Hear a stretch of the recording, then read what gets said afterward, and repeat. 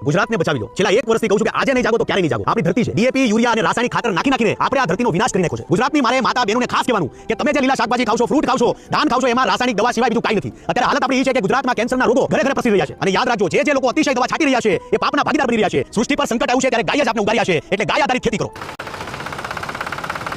200 લીટરના 2 કેરમાં આજે હું બનાવું છું ઓર્ગેનિક ખાતર, અને ઓર્ગેનિક ખાતર બનાવવા માટે આ 12 વસ્તુ આપણા માટે વરદાન છે। ગૌમૂત્ર છે, છાણ છે, લીમડો, આંકડા અને સીતાફળના પાન, હળદર, હિંગ, ચણાનો લોટ, બકરીની લીંડી, ગોળ, છાશ અને વડલાની નીચેની માટી છે। આપણે લીધું છે 120 લીટર ગૌમૂત્ર, એટલે 2 બેરલમાં આપણે નાખશું 60 લીટર ગૌમૂત્ર।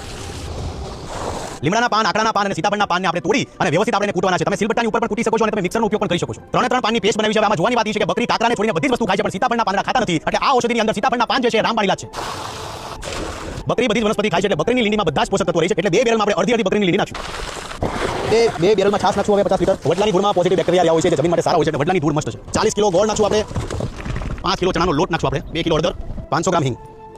ગાય માતાએ આપણને શું નથી આપ્યું? મેં ગૌમૂત્ર તો નાખી દીધું છે, હવે 90 કિલો છાણને આપણે 2 બેરલમાં નાખશું। હવે મેં મારા ખેતરમાં 600 ઝાડ પ્રમાણે અંદાજો બાંધ્યો છે, તમે તમારા ખેતરમાં તમારા પ્રમાણે અંદાજો બાંધજો।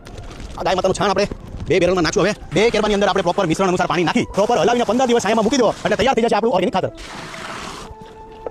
છાણિયું ખાતર તાજું અને લિક્વિડ ફોર્મમાં હોય તો વધારે સારું લાગશે, વાર પણ આવશે મજા। તાત્કાલિક રિઝલ્ટની આશા જરા પણ ન રાખવી, બાકી રિઝલ્ટ આમાં 100% છે। 2 હાથ જોડીને વિનંતી કરું છું કે ડીએપી છે, યુરિયા છે કે રાસાયણિક ખાતર નાખીને પાપના ભાગીદાર બનોમાં ઈશ્વરનો ડર રાખીને પ્રાકૃતિક ખેતી તરફ વળો। જય માતાજી, જય શ્રી કૃષ્ણ।